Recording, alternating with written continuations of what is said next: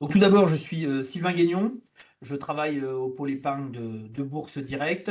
Et donc, je vais vous présenter le contrat d'assurance vie et on fera aussi quelques petits points de précision sur le contrat de capitalisation. Je serai également assisté de Faisal Abbassi, qui est notre personne dédiée justement au contrat Bourse Direct Horizon et Bourse Direct Vie. Peut-être que c'est des contrats que vous connaissez déjà, donc il sera amené à répondre plus en détail sur les spécificités de ces contrats. Pour ma part, je me contenterai de toute la partie réglementaire. Sur les questions, on essaiera d'y revenir à la fin. Sauf si j'en aperçois, mais enfin, notre outil n'est pas évident pour bien les visualiser, notamment sur toutes les notions peut-être techniques. J'essaierai d'y revenir. En l'occurrence, on se contentera de répondre à des questions d'ordre général. Comme vous pourrez le voir, hein, chaque individu a sa situation propre et les questions, enfin les réponses peuvent être et doivent être adaptées. Donc à ce niveau-là, toute personnalisation demandera à ce que vous nous contactiez en direct, soit moi, soit Fessal. Vous aurez son numéro à la fin du webinaire. Donc tout d'abord, le contrat d'assurance vie, par sa constitution, et on a plutôt tendance à l'appeler, nous, le couteau suisse de la gestion de patrimoine, ce qui nous permet de faire beaucoup de choses avec, notamment de répondre à énormément d'objectifs et de pouvoir investir sur une grande quantité d'actifs bien distincts.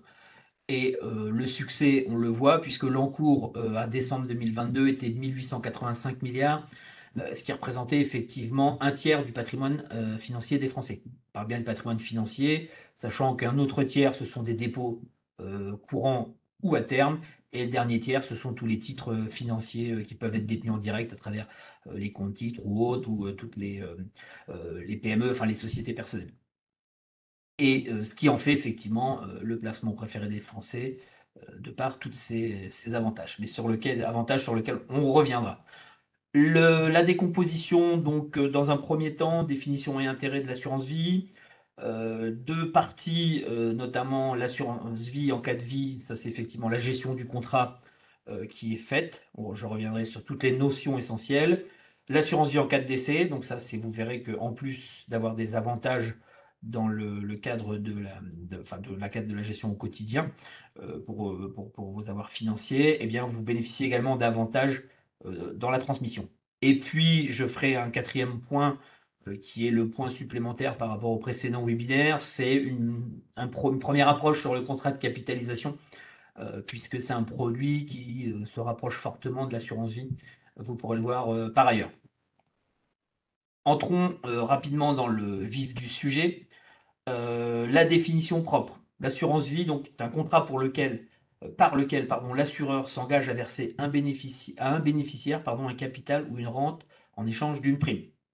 Voilà, ça, c'est la chose la plus simple. Maintenant, effectivement, dans ce contrat d'assurance vie, nous avons plusieurs parties. D'abord, l'assureur est une entreprise réglementée notamment par le Code des assurances et agréée. Il couvre le risque et s'engage à verser les prestations en cas de réalisation de ce dernier. Donc le risque, effectivement, dans le cadre de notre opération, c'est le décès du souscripteur, enfin le décès de l'adhérent, pardon. Et donc dans ce cadre-là, l'assureur, lui, s'engage à exécuter la clause bénéficiaire, on viendra sur les notions, et à transmettre les fonds comme indiqué par le souscripteur. Ensuite, l'adhérent, donc c'est la personne qui est à l'origine de la souscription du contrat, qui va verser les primes, désigner le bénéficiaire, enfin le ou les bénéficiaires. L'adhérent doit être juridiquement capable de contracter, ce qui exclut les mineurs, sauf s'il est dûment représenté. Alors, effectivement, dans la loi autorise les mineurs, mais derrière, ce sont des contrats où on va se retrouver avec une gestion beaucoup plus lourde, où on n'a pas du tout, quasiment pas du tout enfin, qu'on n'a pas du tout de dématérialisation. Il faut passer par du papier avec signature des deux parents. C'est pour ça que c'est un peu plus lourd. L'assuré, donc la personne sur la tête de laquelle repose le risque, souvent c'est la même personne que le souscripteur, que l'adhérent, si vous voulez. En général, il est possible de mettre un adhérent et un assuré différents, mais on le voit quasiment jamais dans la vie. Et le bénéficiaire, enfin le ou les bénéficiaires, c'est celui qui, s'il est vivant au décès de l'assuré, touchera donc les sommes ainsi constituées sur son contrat. Et c'est effectivement un élément crucial du contrat. Vous le verrez ensuite. De toute façon, quand vous adhérez, quand vous faites une adhésion à une assurance vie, vous êtes obligé, contraint de mettre un bénéficiaire. Un ou plusieurs bénéficiaires, pardon, hein. On y reviendra après dans la partie sur la clause bénéficiaire. Donc d'un point de vue plus réel, qu'est-ce que l'assurance vie? Donc c'est une enveloppe dans laquelle l'adhérent investit à son rythme des sommes qui bénéficieront d'un traitement fiscal favorable, et ce, tant en cas de vie pour l'adhérent qu'en cas de décès pour le bénéficiaire. C'est ce que je vous disais, une enveloppe fiscale que vous gérez, que vous disposez au cours de votre vie et qui sera transmise en dehors de la succession dite qui découle du droit civil. Tout d'abord, la première partie, effectivement, l'assurance en cas de vie. Alors, ça commence, comme tout, bien sûr, par l'adhésion. L'adhésion au contrat, choix du ou des bénéficiaires. Ensuite, les versements, les arbitrages, les rachats, les avances, les rentes, sont toutes les opérations qui peuvent être faites et mises en place sur ces contrats d'assurance vie. Alors, tout d'abord, la souscription. C'est la partie qui va être, je dirais, la plus lourde, puisque tout d'abord, nous avons des obligations respectives, pardon, notamment l'information et le devoir du conseil, le devoir de conseil, pardon. Et de votre côté, nous, on a besoin que vous établissiez votre profil investisseur afin de vous recommander au plus proche de vos objectifs, de votre tolérance au risque et je dirais, bah, c'est essentiellement, oui, les objectifs et notamment et l'horizon d'investissement en matière de temps. Et de notre côté, on doit vous apporter toutes les informations claires par rapport aux produits que vous êtes susceptible de souscrire et vous conseiller. Mais encore une fois, on a un devoir de conseil, mais au final, vous pouvez faire ce que vous voulez. Les outils vous donneront peut-être un profil plutôt équilibré, mais rien ne vous interdit dans un contrat d'assurance vie que vous allez souscrire de vous mettre 100% action, d'être en risque à plein, puisque il faut aussi que de votre côté, vous appréhendiez ce niveau de risque en matière de votre patrimoine global. Peut-être que vous avez déjà des produits non risqués à côté, donc qui fait qu'on aura un contrat d'assurance vie sur lequel il y aura une prise de risque maximum, mais que rapporté à la totalité de votre patrimoine, eh bien, votre profil sera respecté en tant qu'équilibré. Ensuite, la partie gestion. Donc là, c'est vous avez la possibilité de faire ce que vous souhaitez, gestion libre. Dans cette gestion libre, nous, on est amené à vous prodiguer des conseils. Notamment, nous avons des allocations d'actifs en fonction de votre profil prudent, équilibré, dynamique, de votre tolérance au risque et de vos horizons d'investissement qui peuvent vous être conseillés. Il y a également une offre dite de gestion pilotée, où là, l'assureur du contrat que vous allez souscrire a sélectionné des sociétés de gestion avec là aussi un profil déterminé de gestion, prudent, équilibré, dynamique. Ça peut avoir d'autres noms, ça peut être ETF ou des choses comme ça, mais c'est une société de gestion à laquelle vous allez donner mandat qui va gérer vos avoirs et qui sera amené à faire des arbitrages tous les mois, tous les 3 mois, en fonction de la revue du portefeuille ainsi conseillé. Nous, à notre niveau, donc dans la gestion libre, c'est de la gestion conseillée, et on va plutôt nous conseiller de porter des allocations actions sur long terme. L'horizon d'investissement de tous les fonds actions avec un risque qui peut aller de 5 à 7 et de 5 ans.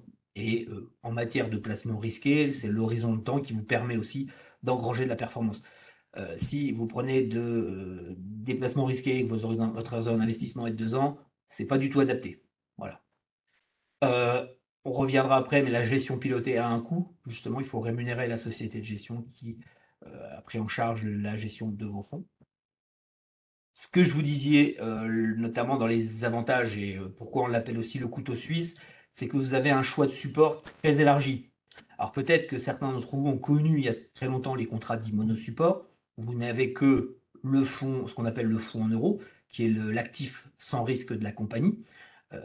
Donc pour vous, le capital est garanti à chaque 31/12 avec les intérêts qui se rajoutent, sont eux aussi garantis à chaque fin d'année, ce qu'on appelle l'effet cliquet. Et cette garantie repose sur la tête de l'assureur. Sachant qu'à l'époque de ces contrats monosupport, vous aviez des rendements sur ces produits au-delà de 6%, ce qui n'est plus vu depuis 20 ou 30 ans. Et donc se sont ouverts maintenant ce qu'on appelle des contrats dits monosupport, plus multisupport, pardon. Ou à côté du fonds en euros traditionnel, vous avez une multitude d'unités de compte dans lesquelles vous pouvez investir.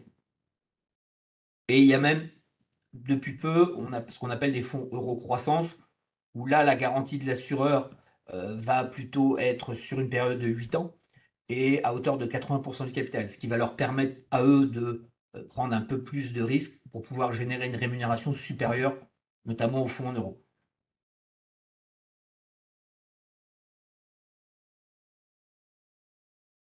Alors, effectivement, pour rentrer un peu plus dans le détail au niveau de la souscription, en ouvrant un contrat d'assurance vie, donc vous pouvez verser de l'argent en une seule fois, donc un versement unique, ou quand vous le souhaitez, ce qu'on appelle des versements libres. Alors là, il faudra bien regarder, mais vous avez des informations sur notre site et je vous montrerai tout à l'heure où les trouver. Mais il y a des montants minimums, si vous voulez, de versement. Euh, En matière notamment de versement libre, avec une certaine périodicité, ce qu'on appelle les versements programmés. C'est-à-dire que tous les mois, tous les 3 mois, tous les ans, vous pouvez mettre en place des versements automatiques qui seront directement prélevés sur votre compte, puisque, enfin, quand je dis votre compte, c'est votre compte courant. Hein. Maintenant, on ne peut plus que prélever que des comptes courants bancaires. On ne peut pas faire de prélèvements sur des livrets A, sur des choses comme ça, ou des comptes titres ou autres. Ça n'est plus possible du tout. Et effectivement, donc, quand vous mettez en place ces versements, vous allez sélectionner ce qu'on appelle l'allocation d'actifs. C'est-à-dire, vous décidez d'ouvrir un contrat, vous mettez 1 000 euros. Eh bien, c'est pour ça qu'en amont, on va déterminer votre profil investisseur. On va, nous, vous proposer des allocations d'actifs, voire même nous, l'outil de souscription en ligne, vous propose aussi une allocation d'actifs. Et derrière, vous choisissez ou pas de suivre ce conseil et vous mettez en place votre allocation d'actifs que vous avez déterminée, puisque peut-être que vous avez déjà des connaissances ou que vous avez déjà une allocation d'actifs en tête que vous aimeriez faire. Donc, vous la mettez en place au moment de ce versement, au moment du début. Effectivement, euh, le fonds en euros, je disais produit garanti, donc l'épargne n'est pas soumise au mouvement des marchés. En règle générale, le fonds euro, sa valeur est constante tout au long de l'année, soit il s'apprécie légèrement, avec le versement de ce qu'on appelle la participation bénéfice au 31 décembre de chaque année. Alors, c'est effectivement la partie des produits où, avec l'environnement de taux qu'on avait sur les 10 dernières années, vous aviez des taux de rémunération qui étaient plutôt faibles. Alors, sur le rapport de la CPR, pardon, 2022, le taux n'est pas encore connu. Le taux moyen, on était à 1,28 sur 2020 et 2021.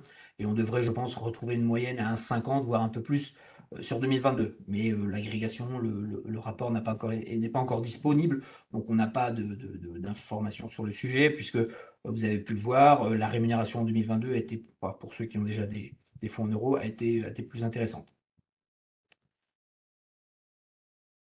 Et les unités de compte, c'est là où vous disiez effectivement un choix varié de supports, secteur d'activité, géographique, offrant une espérance de gain supérieure au rendement du fonds en euros, mais l'épargne n'est pas garantie et effectivement, vous pouvez perdre de l'argent, euh, puisque seul le fonds garant euro est garanti. Vous avez aussi des supports immobiliers qui sont éligibles dans ces contrats d'assurance vie, où là aussi on a un horizon d'investissement, l'immobilier, on est plutôt à 10 ans, sur lequel il n'y a pas de garantie en capital. Et pour le tableau ici résume, je dirais en gros, vous voyez le niveau de risque, avec en bas le moins risqué, qui est le fonds en euros, avec des rendements en baisse. Ça, c'était vrai encore jusqu'à l'an dernier. Euh, Maintenant, effectivement, comme on est sur des stocks assez importants, la remontée des taux, de taux de rendement de ces fonds pourra prendre un peu plus de temps que la remontée des taux d'intérêt directeurs, si vous voulez. Je vous ai indiqué tout à l'heure le fonds en euro croissance, effectivement, qui est je dirais un fonds en euros avec une prise de risque un petit peu supérieure, puisque, comme je vous disais, la garantie est à 80%. Enfin, ceux que j'ai en tête, hein, vous avez une garantie à 70, 80, 90% du capital sur une durée de 8 ans, ce qui permet d'espérer des rendements supérieurs au fonds en euros, puisque la prise de risque va être supérieure. Et puis les unités de compte, au-delà qui présentent les niveaux de risque les plus importants, mais qui peuvent avoir un potentiel de rendement assez intéressant. Comme toujours, les performances passées ne préjugent pas des performances futures, pardon. Mais je citerai toujours un fonds Action Monde de Comgest, hein, qui est une société de gestion qui a plus de 30 ans. Le fonds d'ailleurs a 32 ans d'existence. C'est un fonds qui, bah, comme l'année dernière, la moyenne des marchés actions a perdu 20%, le fonds a perdu 20%. mais au 31 décembre de 2022, pardon, c'est un fonds qui faisait 10% de performance moyenne par an. Voilà, sachant que la condition, c'est d'être investi pleinement pendant 10 ans. On y reviendra après. Un petit graphique d'ailleurs pour illustrer, notamment c'est sur les versements programmés, pardon.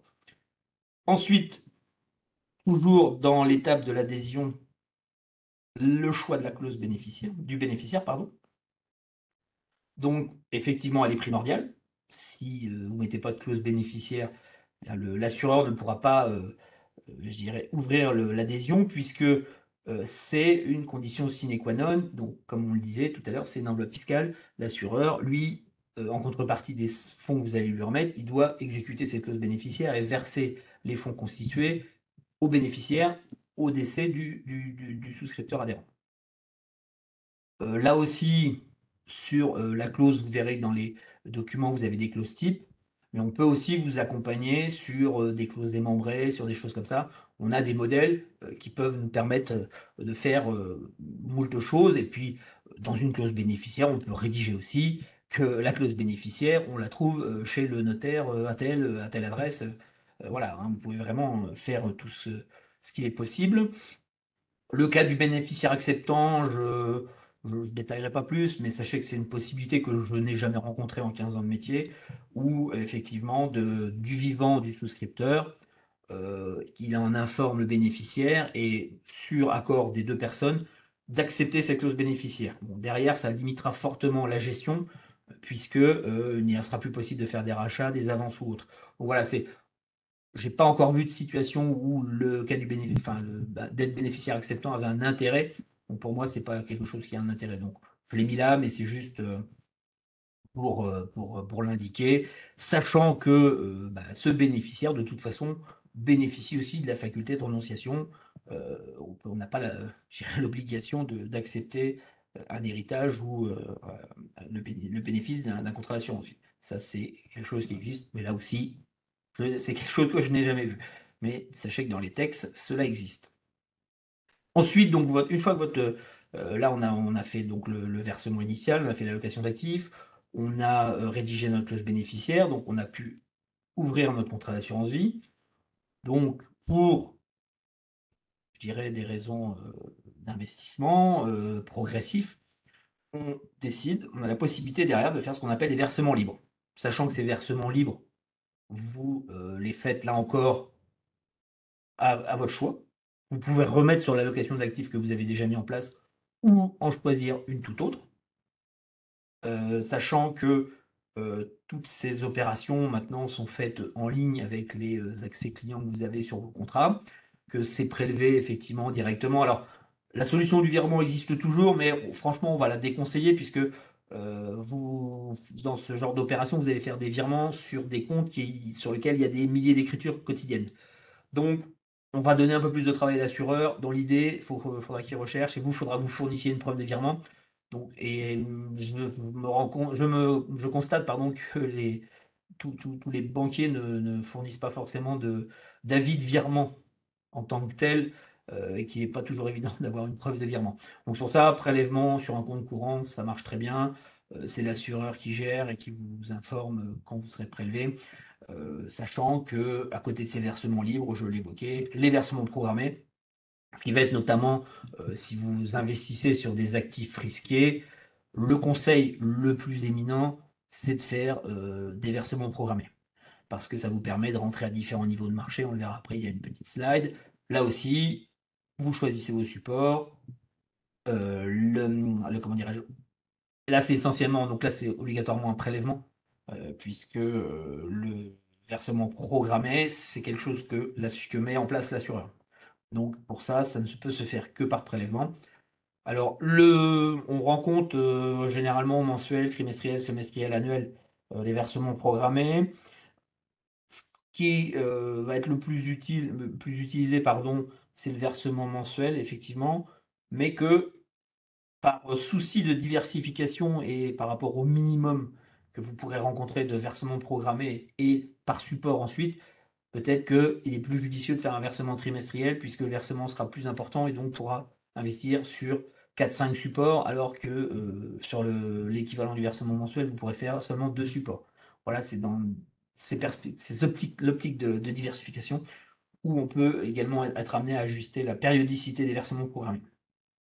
Petite illustration graphique, hein, effectivement, en bleu, vous avez le cours d'un actif qui varie fortement, et en jaune, vous avez l'effet d'investir régulièrement. Régulièrement, qui vous permet d'éviter toutes ces fortes variations euh, dans le courant de l'année. Et c'est surtout, euh, enfin, c'est pas éviter ces fortes variations, mais c'est justement au moment où vous faites votre investissement, si vous êtes sur un point haut de marché, eh bien la performance risque de mettre du temps à passer positive. Et si vous êtes sur un point bas de marché, là vous aurez une performance exceptionnelle, mais qui sera juste le fruit du hasard, puisque vous aurez la chance de rentrer à un plus bas sur les marchés actions notamment. Donc c'est pour ça que moi, nous, on est incapable de déterminer quand les marchés sont très. Enfin, si actuellement on est assez haut par rapport à la situation économique, mais est-ce que cela veut dire que le marché va baisser? On ne le sait pas. Alors, en gros, hein, les études statistiques le montrent sur longue période. Chercher justement à timer ce marché, c'est-à-dire à trouver le point d'entrée idéal sur longue période, enfin sur un investissement en 5-10 ans, comme les investissements aux actions sont recommandés, ça sert strictement à rien. Et c'est pas ça qui fera améliorer la performance. D'autant plus que, en règle générale, nos allocations sont faites avec des fonds communs de placement.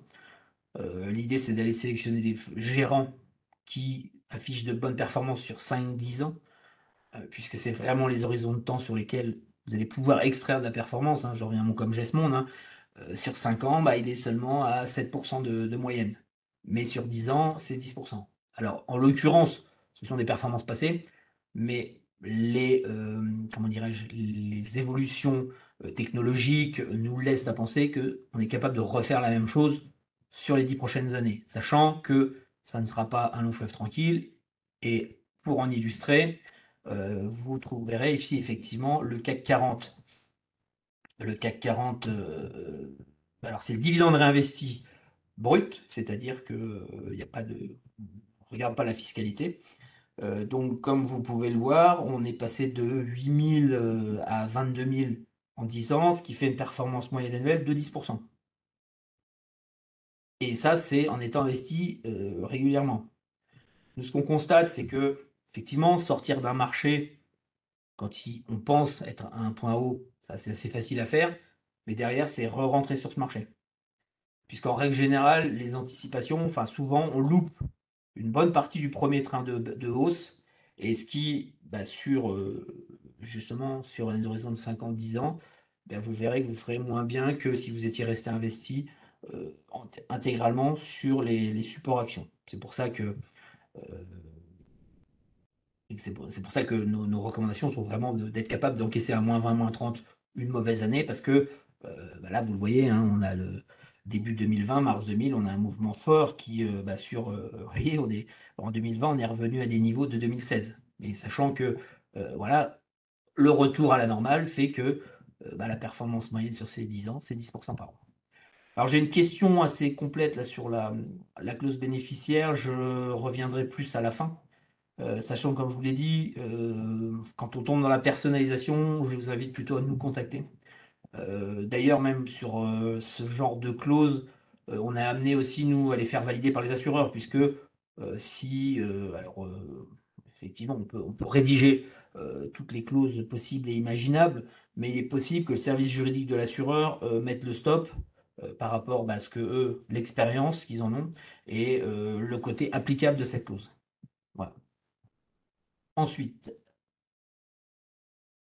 les arbitrages. Alors les arbitrages, justement, c'est ce qui va vous permettre, comme je l'indiquais juste avant, de gérer les fonds ainsi constitués sur votre contrat d'assurance vie. Encore une fois, nous, on conseille, notamment, je vous dis, une fois que quand vous investissez sur une allocation d'actifs, notamment actions, l'idée c'est pas arbitrer, mais encore une fois, vous faites ce que vous voulez.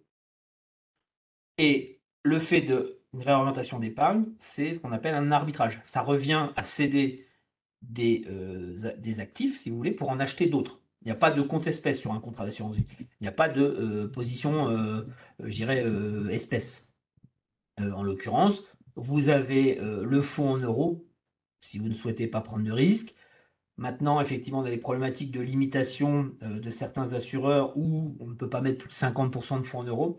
Alors, on a la chance, effectivement, avec la remontée des taux, de retrouver de la performance sur les fonds monétaires. Les fonds monétaires, si peut-être la dernière fois qu'on a gagné de l'argent sur les fonds monétaires, c'était en 2008, hein, avant la crise des subprimes et la baisse des taux directeurs à 0%, eh bien, ce sont des produits qui investissent dans ce qu'on appelle de la dette à court terme, puisque vous avez des produits qui ont je dirais des placements à l'intérieur qui ont une durée de moyenne de vie de 3 mois. Et c'est le produit par excellence qui bénéficiera d'une éventuelle hausse de taux s'il devait s'en produire une. Actuellement, le taux de référence, qui est ce qu'on appelle le taux Ester, est à 2,90%. Donc si vous regardez tous les fonds monétaires qui existent, hein, vous en avez dans nos contrats d'assurance, c'est le fonds monétaire de chaque assureur, hein. On a donc le contrat Bourse Direct Horizon qui est avec Generali, donc c'est Generali Trésorerie, et le contrat Bourse Direct Vie qui est avec Apicil, qui est Apicil Trésorerie, pardon. Et si vous regardez le rendement sur un mois glissant, on est à 2,9%. Voilà. Et alors, si vous regardez les performances de ces fonds sur les 10 ans, vous verrez que c'est des fonds qui ont perdu de l'argent, puisque le taux Ester, justement la référence, était à moins 0,5%, donc ce qui veut dire qu'eux ne gagnaient pas d'argent. Mais ils présentaient un risque, un profil de risque très faible. C'est pour ça ils continuaient à avoir, je dirais, des encours sur ce type de produit.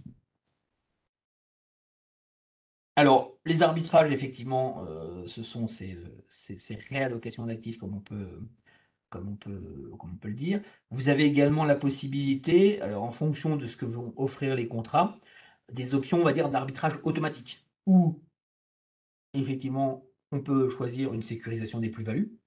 Alors là, vous avez, notamment pour le contrat généraliste, je connais à peu près bien, vous avez des seuils de plus-value, 10, 20, 30%.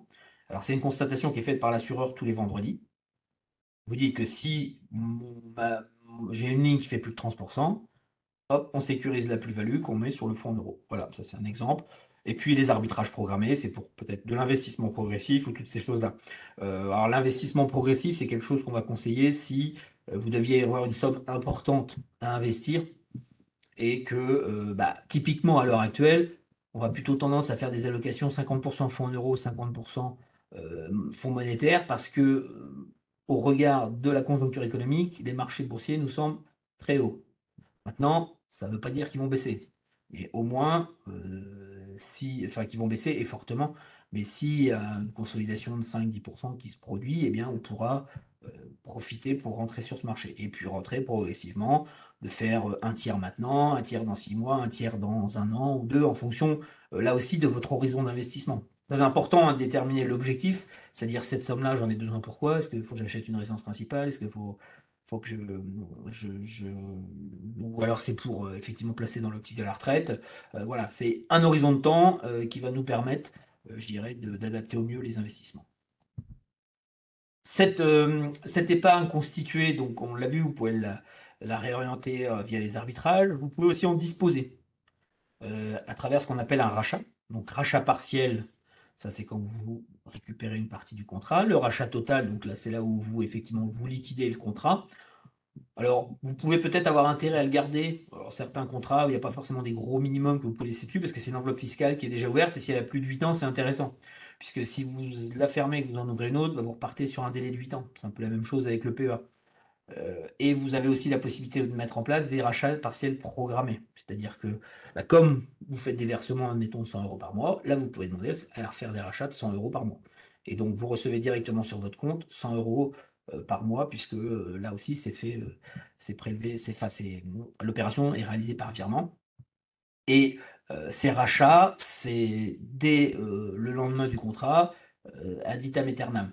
Alors certains peut-être en tête ou à tort la durée de 8 ans. Donc 8 ans, c'est pour l'obtention des avantages fiscaux que nous verrons ensuite. Euh, et encore quand vous sortez de l'argent. Avant 8 ans, la fiscalité, depuis l'introduction du prélèvement forfaitaire libératoire de 30%, le prélèvement forfaitaire unique, pardon, de 30%, la flat tax, eh bien, la fiscalité sur ces 8 premières années est identique que si vous aviez les fonds dans un compte titre en direct. Voilà, donc Et d'ailleurs, si vous avez des contrats précédents, on va plutôt vous inciter à en ouvrir de nouveaux, puisque l'idée, c'est d'éviter les millefeuilles enfin, les différentes fiscalités pour l'assureur. Et ça évitera les erreurs. Les rachats, justement, la fiscalité des rachats, comme je vous disais. Pour les plus-values issues des versements avant le 27 septembre 2017, qui correspond à la date de l'introduction du prélèvement forfaitaire. Donc, on a toujours le choix de l'intégration dans les revenus, barème progressif, et le prélèvement forfaitaire libératoire. Si vous choisissez le PFL, effectivement, le, prélèvement sera différent en fonction de la, de l'âge du contrat, pardon. On est à 35% entre 0 et 4 ans, 15% entre 4 et 8 ans et 7,5% au-delà de 8 ans.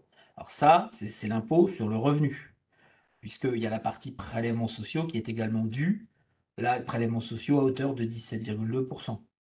Sachant qu'on a un cas particulier, notamment sur le fonds en euros, où les prélèvements sociaux sont prélevés chaque 31 décembre. Donc c'est pour ça que quand vous faites des rachats, notamment sur des contrats uniquement en fonds en euros, eh bien, vous n'avez que l'impôt sur le revenu qui sera dû. Donc là, ça, c'est les sommes versées avant le 27 septembre 2017.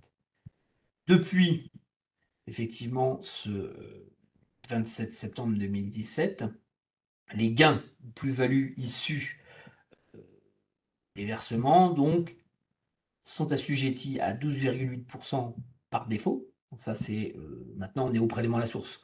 Donc maintenant, quel que soit le placement que vous ressortez, vous aurez un prélèvement qui sera réalisé. Là, en l'occurrence, l'assureur, 12,8%, et sachant que a posteriori, vous aurez la possibilité de l'intégrer à l'impôt sur le revenu, au barème, puisque vous avez, je vous rappelle, les deux premières tranches, 0% et 11%, sont plus favorables. Donc ça, vous avez tout le temps tranquille de le sélectionner, enfin de le choisir quand vous faites votre déclaration l'année qui suit les rachats. Et au-delà de 8 ans, effectivement, on a aussi le prélèvement, le taux de 7,5 qui s'applique toujours, sachant que là, il y a une condition. Il faudra que les versements n'excèdent pas 150 000 euros. Si vous avez, depuis le 27 septembre 2017, versé plus de 150 000 euros sur une assurance vie, eh bien, quand vous ferez un retrait, il y aura un prorata qui sera taxé à 7,5 et le reste à 12,8%.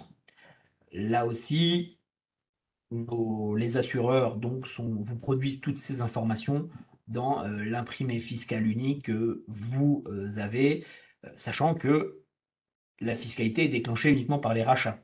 Si vous ne touchez pas au fond et que vous faites des arbitrages, vous faites des versements sur votre contrat, vous n'aurez aucune fiscalité. C'est le principe de l'enveloppe fiscale. Peut-être vous connaissez aussi le plan d'épargne en action, c'est la même chose. À partir du moment où vous ne sortez pas de fonds de cette enveloppe, il n'y a pas du tout de fiscalité.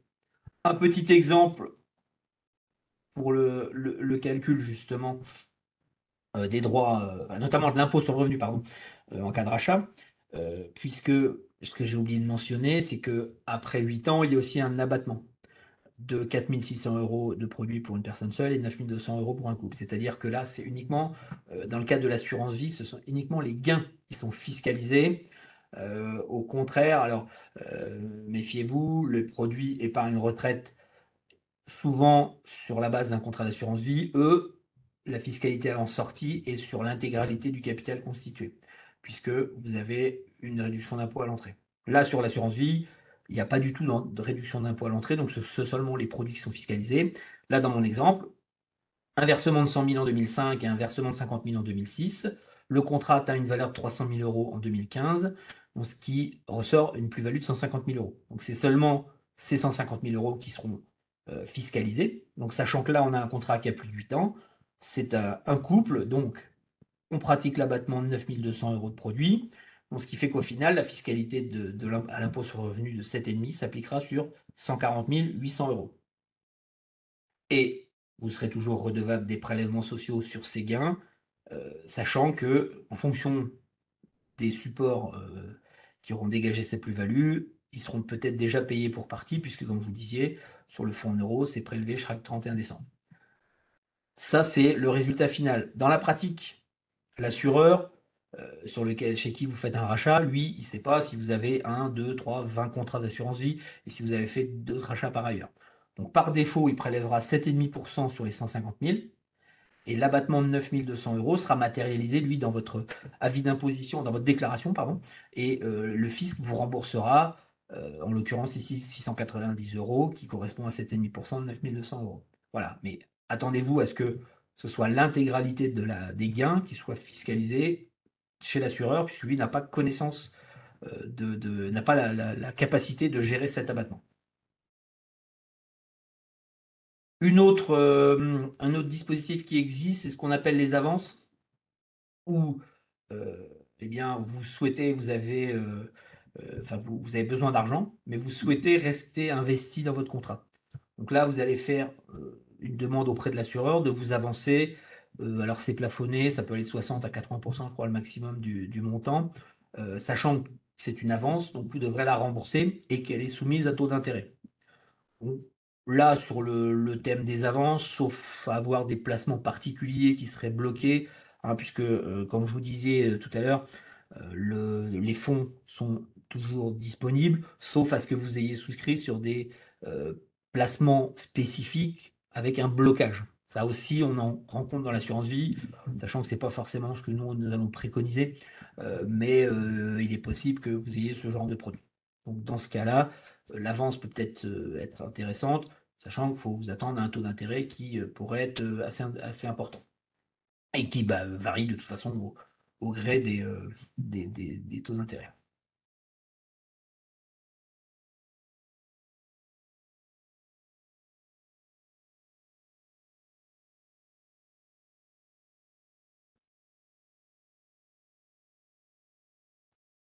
Alors, excusez-moi, j'étais en train de lire une question qui est un petit peu très très technique et pour laquelle je réponds plus en. Je vous invite à nous contacter vraiment sur ce sujet-là parce que effectivement, c'est à partir du moment où vous expatriez, vous êtes plus assujetti aux prélèvements sociaux.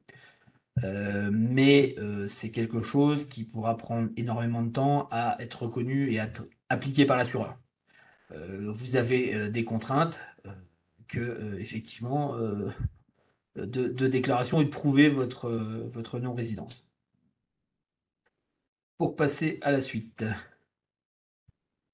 Là aussi, ce contrat d'assurance vie, vous pouvez en demander la transformation en rente viagère.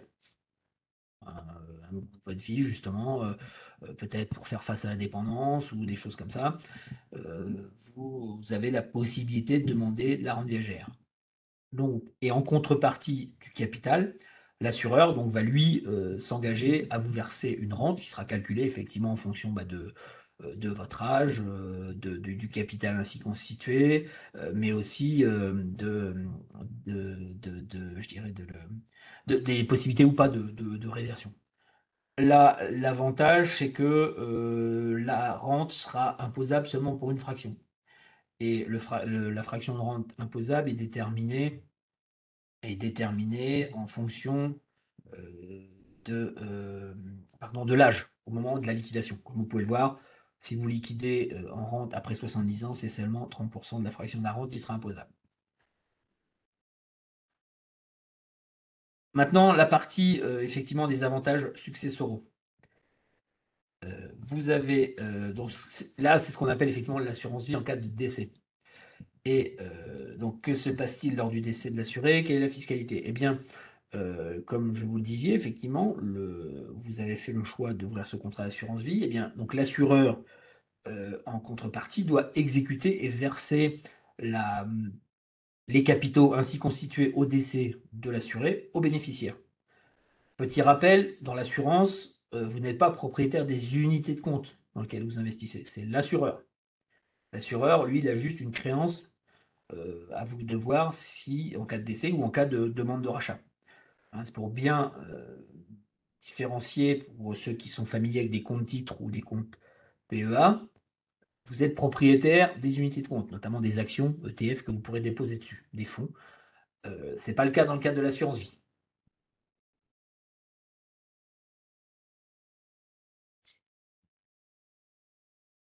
Alors, comme je vous disais, donc les sommes ne feront pas partie de la succession.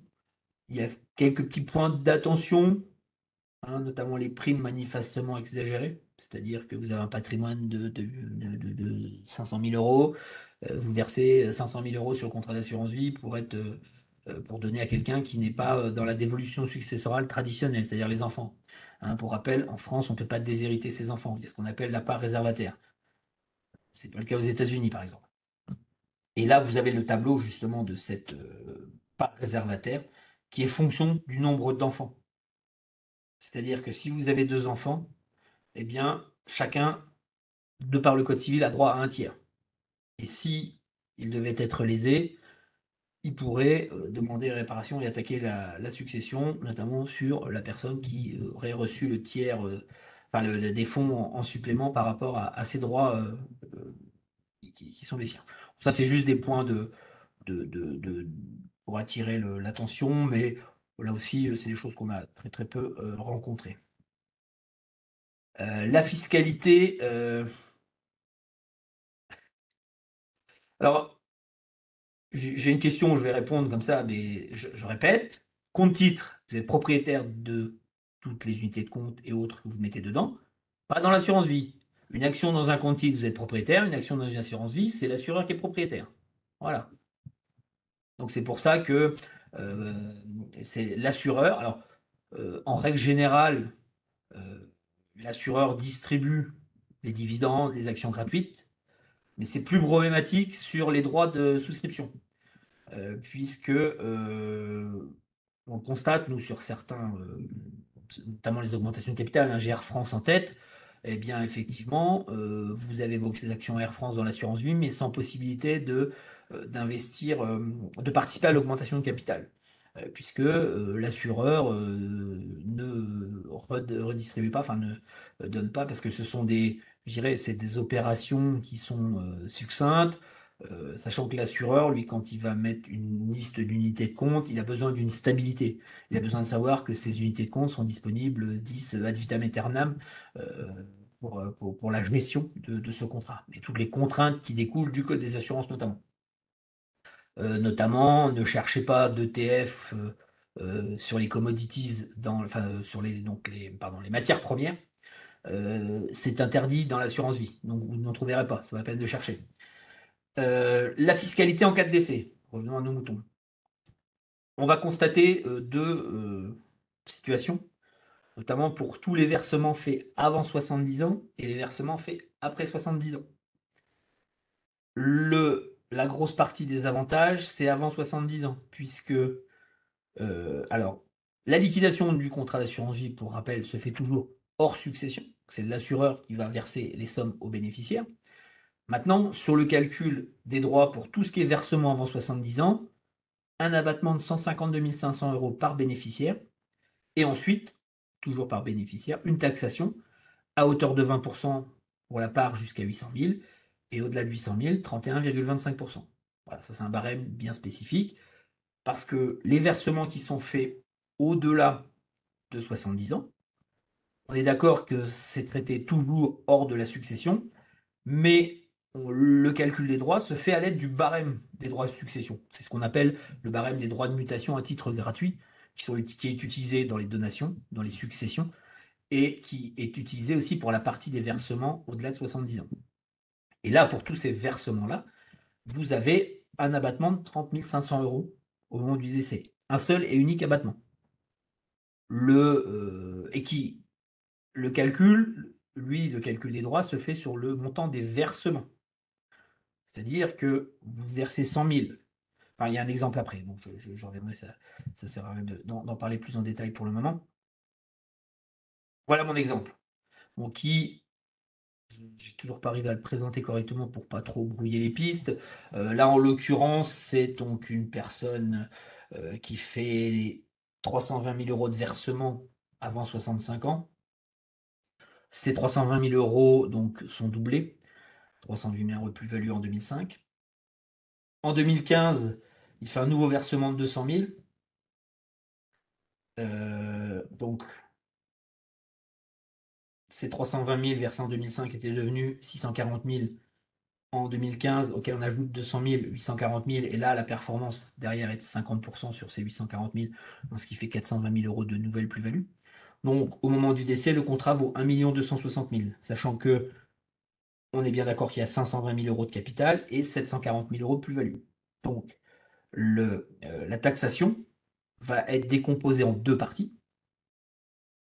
La partie des versements avant 70 ans, qui représente effectivement le 320 000 euros qui ont doublé, puis ensuite on fait 50%. Donc 1 million, 960 000, pardon. 960 000 sur lequel effectivement chaque bénéficiaire bien, a droit à 192 000 et le calcul des droits se fera sur 192 500 auquel on retire cet abattement de 152 500 euros. Donc ce qui fait que les droits seront calculés à hauteur de 39 500 euros pour 20%, soit 7 900 euros de droits par bénéficiaire pour récupérer 192 000 euros bruts. Sur la partie des versements après 70 ans, donc là, c'est le complément, donc c'est-à-dire il y a eu 200 000 euros de versés, ces 200 000 euros ont produit 50% d'intérêt, donc 100 000 euros.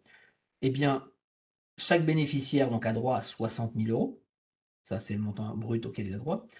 Pour le calcul des droits, eh bien, on va prendre uniquement le montant des versements. Donc là, c'est pas 300 000, mais 200 000 qui va servir et auquel on va défalquer ces 30 500 euros d'abattement. Sachant que là, on a 5 bénéficiaires, je ne l'ai pas précisé, c'est 2 enfants, 3 petits-enfants, ce qui va représenter 33 900 euros par tête. Et ces 33 900 euros, on va utiliser pour calculer les droits le barème des droits de mutation à titre gratuit, sachant que c'est un barème qui s'articule en grande partie à 20%. Entre de mémoire, c'est 100 000 à 1,8 million. Voilà, donc on peut le résumer à 20% pour le montant qui sont présents là dans notre exemple. Voilà en l'occurrence. Donc, sachez que à ce niveau-là, tous ces calculs, les assureurs sont là pour vous accompagner, pour nous également. Enfin voilà, et de toute façon, quand il y a le versement d'un contrat d'assurance vie, il y a tout un tas de documents qui sont envoyés justement par rapport aux déterminations de tous ces abattements, puisque pour rappel, vous pouvez avoir 20 contrats d'assurance vie, il n'y aura qu'un seul abattement de 152 500 euros par bénéficiaire et qu'un abattement de 30 500 euros. Voilà. Un petit point sur le contrat de capitalisation. Alors, je ne sais pas si vous connaissez ce contrat de capitalisation, mais en l'occurrence, ça n'est pas un contrat d'assurance vie car il ne repose pas sur la couverture d'un risque.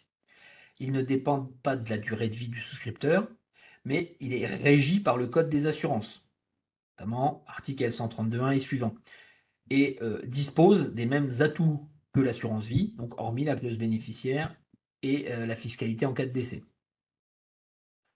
À la base, donc le contrat de capitalisation produit à durée déterminée, généralement 8 ans, entre 8 et 30 ans, prorogeable. C'est comme un contrat d'assurance vie. En règle générale, quand on souscrit un contrat d'assurance vie, on part sur une durée viagère, mais on peut bien déterminer, on peut dire 8 ans. Et de toute façon, le contrat est reconduit tacitement. Là aussi, le contrat de capitalisation, une enveloppe donc, qui repose sur le code des assurances, donc c'est également nos assureurs qui proposent des contrats d'assurance vie et des contrats de capitalisation. Comme vous pouvez le voir, donc là, l'économie du contrat de capitalisation est identique à celle du contrat d'assurance vie, c'est-à-dire, enfin, quand je dis l'économie, c'est le fonctionnement, hein, tout ce que j'ai évoqué dans la première partie en cas de vie, eh bien, s'applique également. Il en est de même pour la fiscalité. Quand vous faites un rachat sur un contrat de capitalisation, un contrat sur un rachat d'assurance vie, c'est la même chose. Le contrat peut être monosupport, unité de compte, enfant neurodiversifié. Donc en cours de contrat, le souscripteur peut exercer sa faculté de rachat. Le rachat intervient pendant la vie du contrat, c'est-à-dire avant l'arrivée du terme prévu du contrat. Le rachat peut être total ou partiel. Et la fiscalité, donc comme je vous l'ai dit, c'est celle de l'assurance vie qui s'applique, la fiscalité en cas de décès. En cas de vie, pardon, excusez-moi. J'ai été induit par la slide suivante, où là, que se passe-t-il en cas de décès? Eh bien, à la différence, alors notamment avant le terme, hein, il y a toujours cette notion de date, mais à laquelle on rentre en tacite reconduction quand on a atteint la date limite. Eh bien, quand le souscripteur décède, eh bien, le contrat de capitalisation n'est pas dénoué et il intègre la succession du souscripteur. Euh, l'intérêt de ce genre de contrat, peut-être quand vous avez déjà versé 30 500 € après 70 ans sur un contrat d'assurance vie, et puis eh bien, vous décidez de transmettre une enveloppe fiscale, puisque comme vous pouvez le voir, que le décès va permettre de purger la fiscalité, c'est-à-dire que bah, si vous avez mis 50 000, le contrat vaut 100 000, il est transmis à hauteur de 100 000, donc il y aura des droits de 100 000 à payer. Et la personne qui reçoit cette enveloppe, alors s'il y a qu'un seul héritier, mais aussi quand vous avez plusieurs héritiers, c'est là aussi on va conseiller de faire plusieurs contrats d'assurance, de capitalisation, pardon, puisque ça permettra de transmettre à chacun son contrat. Le contrat, eh bien, l'assureur possédera la modification du nom du titulaire du contrat, et lui, il bénéficiera de l'antériorité fiscale, c'est-à-dire que, eh bien, dans mon exemple, il a reçu 100 000, eh bien, s'il retire de l'argent, eh bien, les gains ne seront calculés que sur la base de 100 000 euros. Et puis donc, comme je vous disais, hein, taxation au droit de succession sur la valeur vénale au jour du décès, puisque comme de l'assurance vie, de l'assurance vie, pardon, comme un compte titre, comme de l'immobilier, comme voilà, le contrat de capitalisation va rentrer, lui, dans l'actif successoral. Alors, le contrat de capitalisation peut faire l'objet d'une donation, que ce soit de votre vivant, ou même une donation qui peut se faire en démembrement, mais là, il conviendra de bien rédiger les actes auprès du notaire. Donc, encore une fois, vous restez le gérant du contrat et bénéficiez des revenus. Le nu propriétaire ne peut pas lui disposer du capital. Mais en l'occurrence, c'est plus une donation qui intervient. Je dirais qu'il faut bien peser le pour et le contre au moment où vous faites des donations de votre patrimoine, enfin vos besoins futurs. Là aussi, donc au moment de la donation, bon, taxation en droit de donation, ça c'est normal comme une donation classique, hein, que ce soit une somme d'argent ou autre. Les intérêts latents sont purgés, comme même chose que mon exemple tout à l'heure, hein.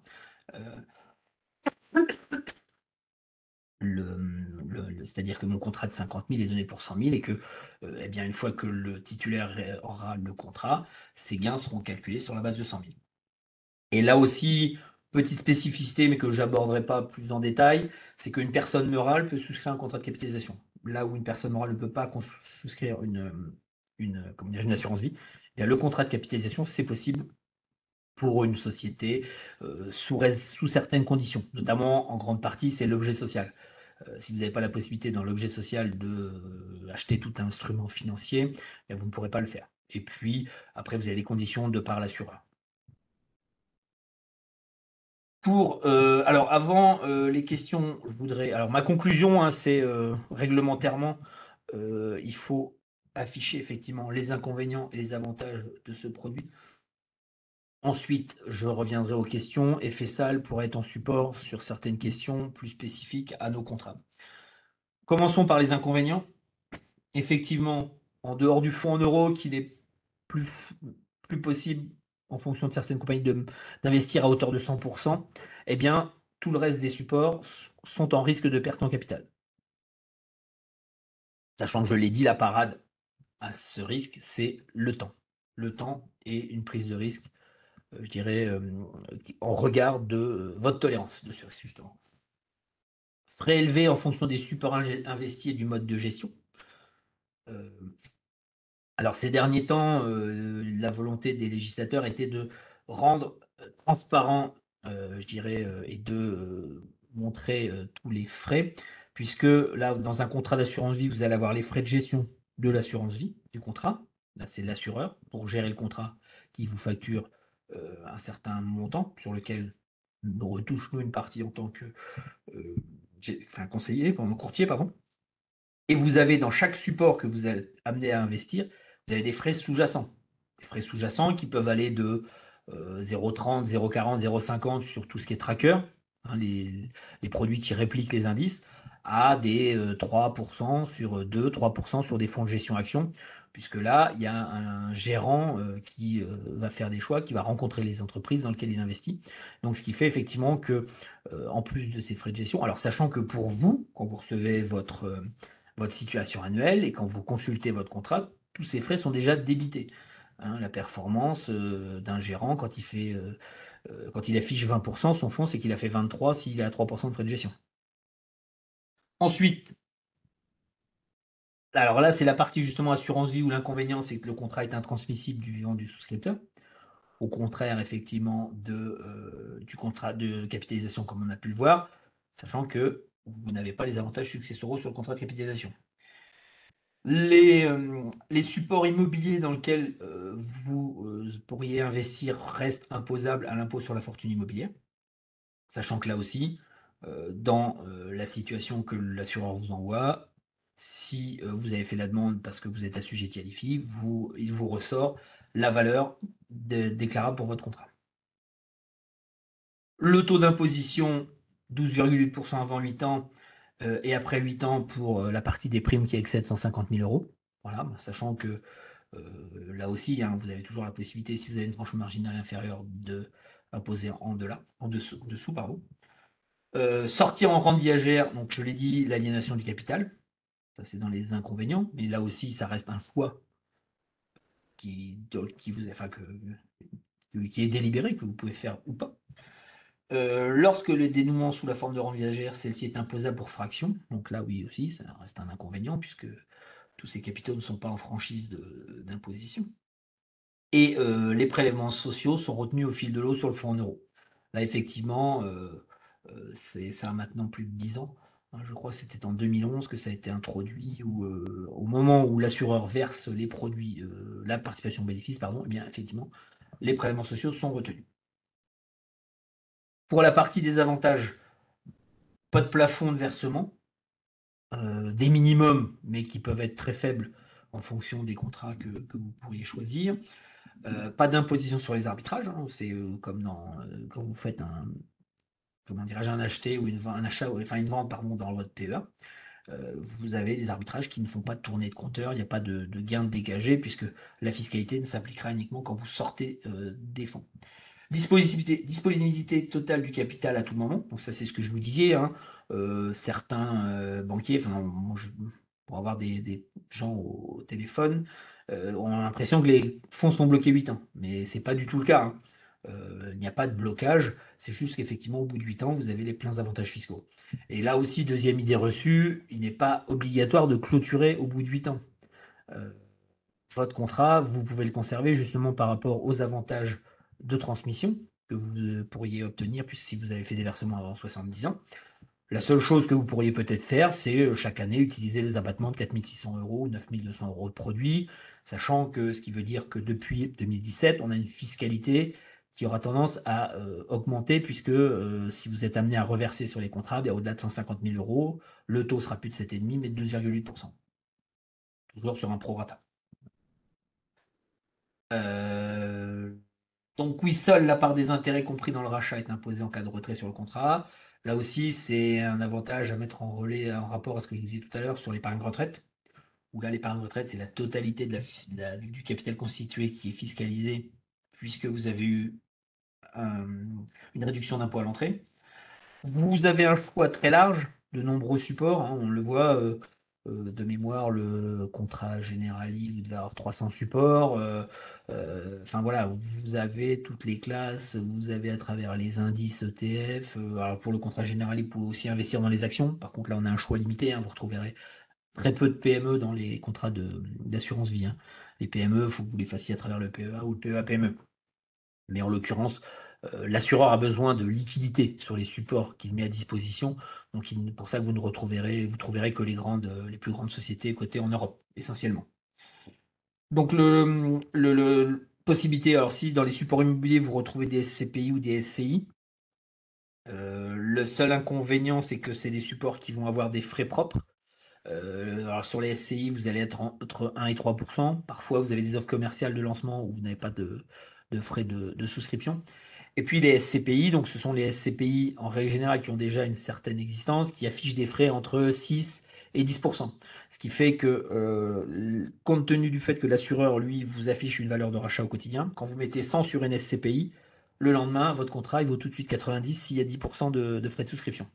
Puisque si vous deviez faire un rachat, si l'assureur devait verser le lendemain les fonds, eh bien, c'est sur la valeur de retrait de la SCPI que se calcule ce montant. Donc après 8 ans, ce que je disais, l'abattement, 4 600 € pour une personne, 9 200 € pour un couple, qui s'applique sur l'assiette taxable, effectivement, hors prélèvements sociaux, qui eux sont dus au premier euro. Et puis donc les avantages fiscaux en matière de transmission au décès avec une fiscalité moins lourde que les droits de succession. On l'a vu pour notamment tout ce qui est versement avant 70 ans. Et puis la dernière page avec l'avertissement, effectivement, les informations contenues dans cette présentation ne constituent ni une offre de souscription ni un conseil en investissement. Elles ont été mises à jour donc le 27 avril et peuvent être partielles. Elles sont susceptibles d'être modifiées sans préavis. Et pour être complet, chaque, placement doit être propre à votre situation et à vos objectifs notamment. Donc, et c'est là où on peut intervenir dans un conseil, notamment autour de la clause bénéficiaire, autour de toutes ces choses-là. Alors, je vais donc maintenant ouvrir, si vous avez des questions, n'hésitez pas à les poser maintenant. Alors, notamment dans les premières questions, alors, notamment sur la clause, enfin le démembrement du contrat de capitalisation. Donc oui, effectivement, c'est une possibilité que vous n'avez pas dans le contrat d'assurance vie, c'est de démembrer ce contrat d'assurance vie. Sachant que là aussi, il y a un formalisme à respecter et que là aussi, c'est un formalisme sur lequel on vous accompagne. En règle générale, c'est aussi, je dirais, enfin, une convention à mettre auprès de l'assureur, notamment pour le fonctionnement du contrat. J'avais une question, oui, sur les intérêts latents sont purgés. Alors, qu'est-ce qu'on appelle intérêt latent? C'est quand un intérêt est dit latent, c'est qu'il n'a pas été dégagé. C'est-à-dire que là, dans mon exemple, j'avais un contrat sur lequel on a mis 50. Au moment de la transmission du contrat de capitalisation, on transmettait 100. C'est-à-dire qu'il y avait 50 d'intérêt latent. Et la purge, c'est que la personne qui va recevoir ce contrat, donc là on est sur une donation en pleine propriété, hein, eh bien lui, son contrat, c'est comme s'il avait mis 100 dessus. Donc les intérêts, si le contrat monte à 120, s'il fait un rachat total, ça sera seulement sur 20 euros, enfin sur 20 seront calculés la fiscalité. Donc c'est ça, la purge des intérêts, c'est le fait que les 50 de gains dans l'état précédent eh bien, sont transformés en capital par le fait de la donation en pleine propriété du contrat. Voilà. Quand on parle d'intérêt ou de plus-value latente, c'est que vous n'avez pas cédé, vous n'avez pas dégagé ces gains, si vous voulez. On parle notamment quand vous avez une action, quand vous gagnez de l'argent sur une action que vous n'avez pas vendue, on parle de plus-value latente. Et on va parler de plus-value tout court une fois que vous avez vendu votre bien, et qui va entraîner justement une fiscalité, sauf cas.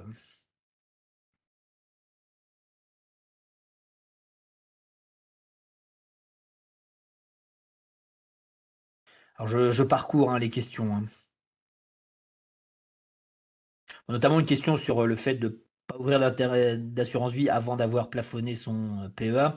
Alors, le PEA, c'est du placement risqué 100% action. L'avantage de l'assurance vie, c'est de pouvoir mettre des produits un peu moins risqués, le fonds en euros, sans risque, bon, rémunération un petit peu inférieure, et puis l'immobilier, où, je dirais, dans le principe de la diversification, un PEA et un contrat d'assurance vie, avec une optique de placement à moyen long terme, que ce soit pour la retraite, pour disposer d'un capital et pour faire fructifier son capital, eh bien, je dirais les deux sont parfaitement complémentaires, hein. Il n'est pas nécessaire d'avoir des sommes importantes, hein.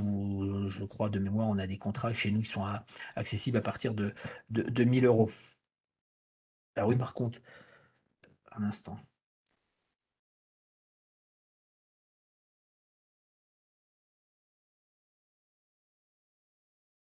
Alors, je continue de parcourir les questions. Alors, j'avais question sur la clause bénéficiaire.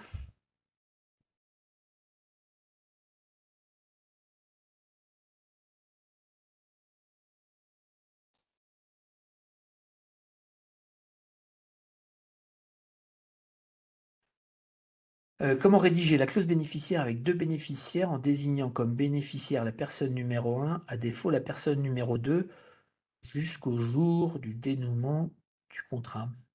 Au décès, la personne numéro 1 a la possibilité de se désister. Alors, là, sur le désistement, je dirais, vous avez aucune.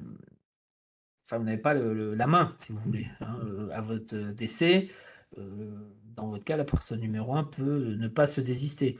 Mais en l'occurrence, enfin voilà, sur votre question, c'est une clause bénéficiaire qui, à mon avis, il faut pas la rédiger dans ce sens-là.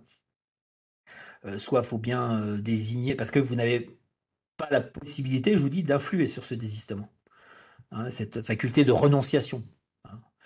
Donc je pense qu'il faut que vous exploriez une autre piste pour rédiger votre clause bénéficiaire. Ensuite, qu'est-ce que j'avais comme autre question? Alors, je vais me répéter, dans l'assurance vie, vous êtes propriétaire d'aucun support dans votre contrat. Que ce soit des actions, des SCPI, des SCI, des fonds, le fonds en euros. Vous n'êtes pas propriétaire. C'est l'assureur qui est propriétaire des actifs. Et l'assureur, lui, a juste la charge de vous rendre l'argent en cas de rachat ou en cas de décès et d'exécution de la clause bénéficiaire.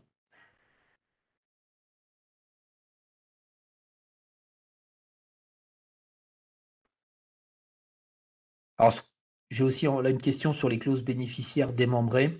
Alors, effectivement, là aussi, on est amené, hein, on travaille avec des services juridiques qui nous ont rédigé, sur lesquels on a des modèles. Donc là, n'hésitez pas à nous contacter, je vous montrerai comment après, pour qu'on vous aide sur le sujet et pour qu'on vous envoie notamment ces documents. Bon, a priori, j'ai pas de grosses questions, pas d'autres questions, donc n'hésitez pas.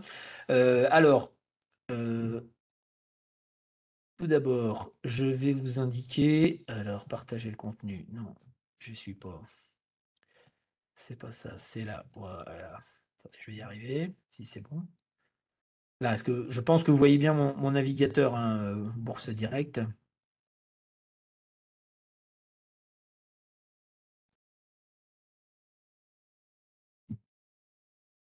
Alors, attendez, j'ai perdu. Donc vous avez la partie épargne ici.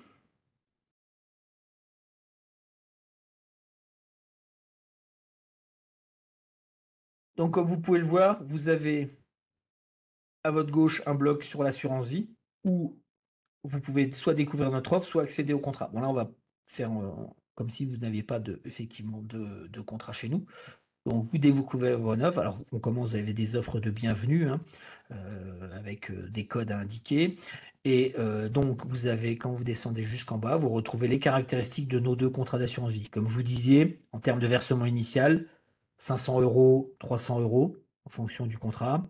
Vous avez ensuite les minimums par support, les minimums de versement, sachant que derrière, si vous voulez faire des actions, des ETF, c'est plus le contrat Generali qui va être indiqué parce que c'est celui sur lequel vous avez tous ces produits éligibles, ce qui n'est pas le cas du contrat Apicil. Et puis, en gros, vous retrouvez notamment toutes les conditions générales. Vous voyez, vous retrouvez le numéro de téléphone. Vous avez tout un tas de questions déjà enfin, sur lesquelles vous retrouvez les réponses. Vous pouvez effectivement adhérer totalement en ligne. Vous avez, si vous voulez rentrer un peu plus en détail, euh, la gestion libre, bon ça c'est par défaut dans tous les contrats. Vous avez les mandats de gestion pilotée. Voilà, si vous voulez, vous voyez, on retrouve notamment DNCA pour le contrat Generali. Et vous avez du Lazare, du ETF Horizon, donc vous avez un mandat ETF. Et vous avez Natixis avec multipoche. Donc là aussi, en découvrant, vous retrouvez toutes les informations. L'ensemble des supports disponibles, donc vous voyez ce que je vous disais tout à l'heure, les titres vifs, il n'y en a pas sur Bourse Direct Vic et le contrat Apicil, vous les retrouvez chez Bourse Direct Horizon à partir de 2500 euros. Pour le reste, effectivement, d'un contrat à l'autre, ce qui peut varier, c'est en fonction, si vous avez, vous, déjà identifié des supports, certains seront plus éligibles sur un contrat que sur l'autre. Voilà, donc là, vous avez toute l'information. Vous pouvez demander à être appelé. Vous pouvez, effectivement, depuis ce site, retrouver toutes les informations. Comme je vous disais, effectivement, pas de frais sur versement, pas de droit d'entrée et de sortie, donc sauf sur certains supports, notamment les supports immobiliers, pas de frais d'arbitrage. Et les frais de gestion du contrat sont à 0,75%, sachant que vous retrouvez ça. Alors, attendez, je sais qu'il y a. Je ne suis pas descendu jusqu'en bas. Non, c'est vrai, c'est sur chaque contrat. Alors, voilà, j'ai oublié tout en haut. Vous avez effectivement, on est sur la partie assurance vie. Mais vous pouvez rentrer dans le détail de chaque contrat. Vous le retrouvez ici, Bourse Direct Horizon. Donc là, vous allez retrouver notamment les informations spécifiques au contrat, comme vous voyez, 216 OPC, 119 ETF, 93 actions, les supports immobiliers 5 OPCI, 7 SCI. Vous voyez, vous pouvez retrouver le détail en cliquant ici de tous les supports, et notamment vous retrouvez ici tous les supports immobiliers et les supports effectivement ETF et autres qui vont pouvoir s'afficher ensuite. De même pour le contrat Bourse Direct Vie. Voilà, ça c'est si vraiment vous savez ce que vous voulez chercher, vous retrouvez, vous voyez, on retrouve 200 OPC, il y a quelques ETF sur le contrat Apicil et il y a un peu plus de support immobilier. Comme vous pouvez le voir, si vraiment c'est l'immobilier qui vous intéresse, ce sera plus le contrat Apicil qui vous conviendra. Et si vous savez vraiment les actions, les ETF, il faudra plus se diriger sur le contrat Bourse Direct. Alors, je crois que j'ai vu passer une autre question.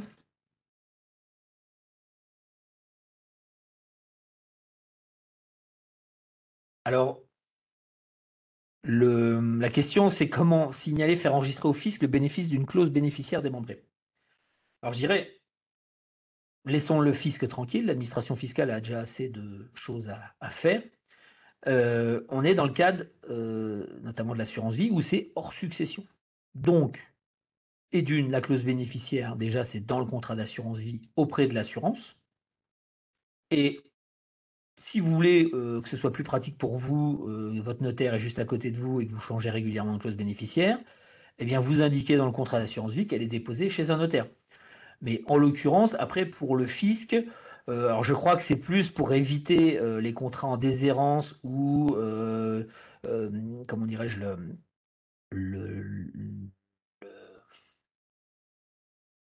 alors, il y a un complément pour que le nu propriétaire ne soit pas taxé au décès du usufruitier.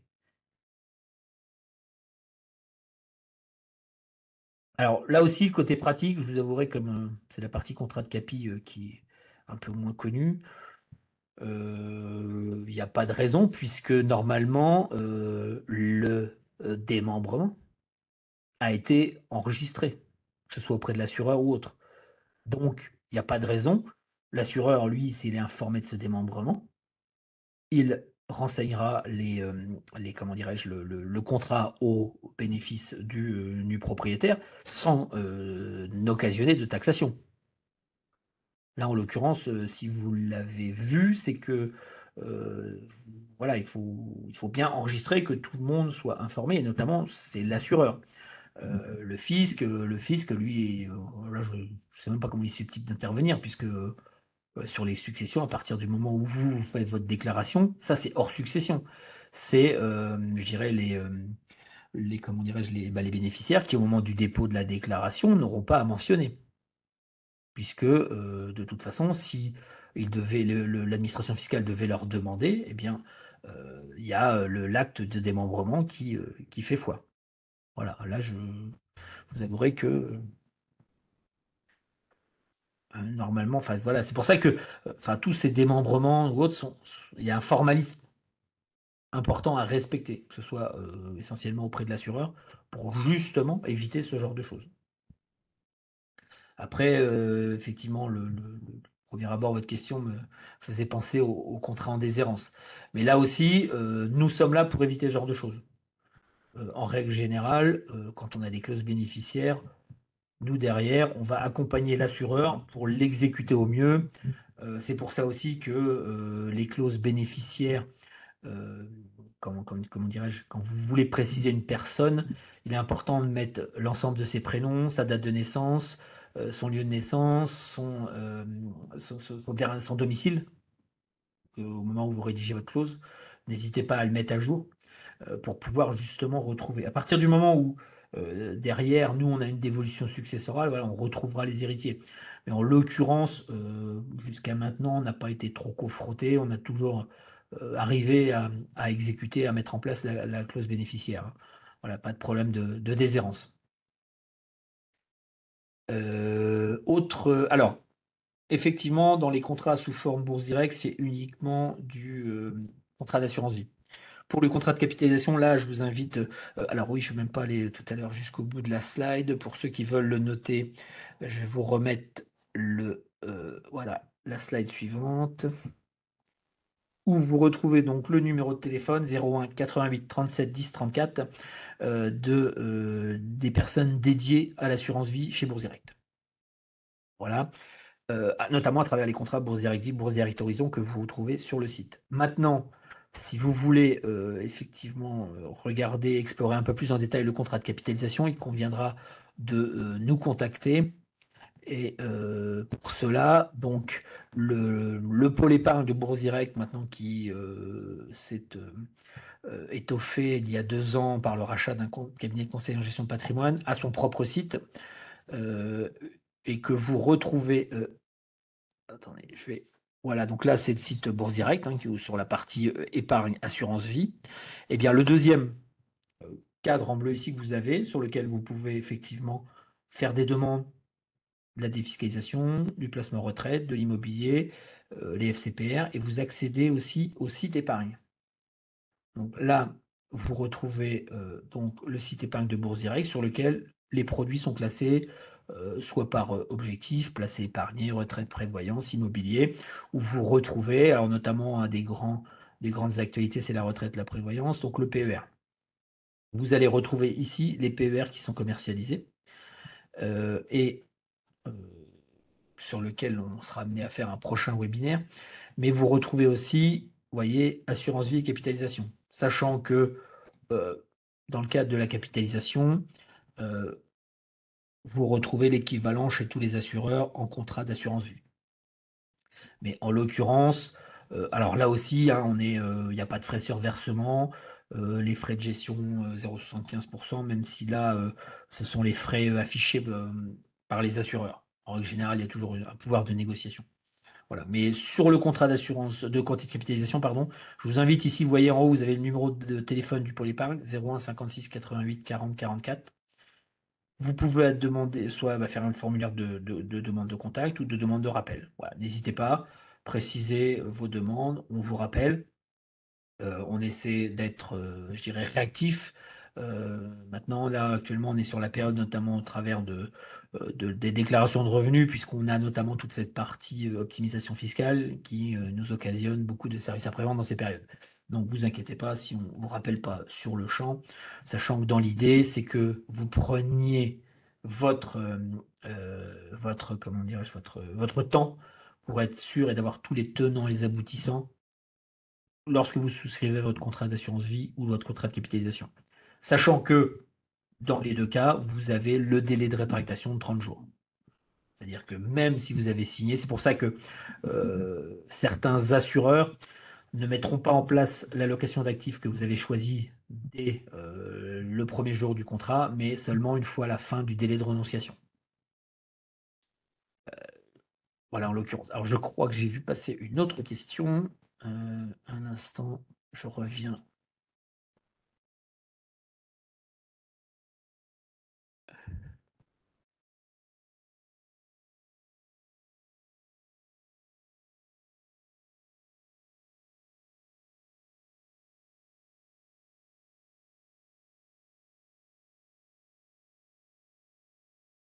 Que devient le capital de l'assurance vie en cas de renonciation du bénéficiaire unique? Eh bien, quoi que vous fassiez, les assureurs existent toujours de mettre à défaut mes héritiers. Donc quand c'est comme ça, on va appliquer le code civil.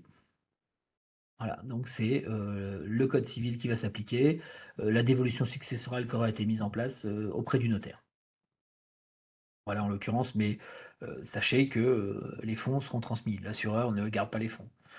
Le problème de la déshérence, c'est sur des très vieux contrats, sur des personnes qui n'avaient pas forcément de descendants. Mais en l'occurrence, voilà, quand nous on est amené à compléter, une clause bénéficiaire, je vous dis, l'assureur nous contraint toujours à mettre cette, petite note à défaut mes héritiers. Et même s'il ne devait pas y avoir cette note, de toute façon, vous avez également toujours en dernier ressort le, code civil, donc le droit civil qui s'applique, notamment en matière de dévolution successorale. Alors, quelle heure il est déjà 8h20, donc je vous remercie, j'ai pas d'autres questions a priori. Je vous invite effectivement quand, les questions sont un peu plus personnelles et autres, à vraiment nous contacter en particulier parce que on n'aura pas forcément tous les tenants et les aboutissants pour vous répondre avec exactitude. Donc, comme je vous l'ai dit, vous avez ici le numéro de téléphone du pôle épargne. Et puis, je vous l'ai montré aussi si vous êtes, si vous voulez vraiment uniquement sur la partie assurance vie, n'hésitez pas à appeler les personnes dédiées chez Bourse Direct 01 88 37 10 34 ou sur lequel vous retrouvez toutes les informations que vous avez sur le site. Merci d'avoir assisté à ce webinaire. Il me reste à vous souhaiter une excellente soirée et à vous dire à bientôt. Comme vous avez pu le voir, on essaie à côté de ces webinaires sur les produits financiers en eux-mêmes et de leur fonctionnement, vous avez des webinaires avec des sociétés de gestion sur lesquelles on va présenter des produits. Où il y en a a priori un par semaine, donc n'hésitez pas à participer et à nous appeler pour vous poser nos questions. Je vous souhaite une excellente soirée et vous dis à bientôt pour un prochain webinaire. Au revoir.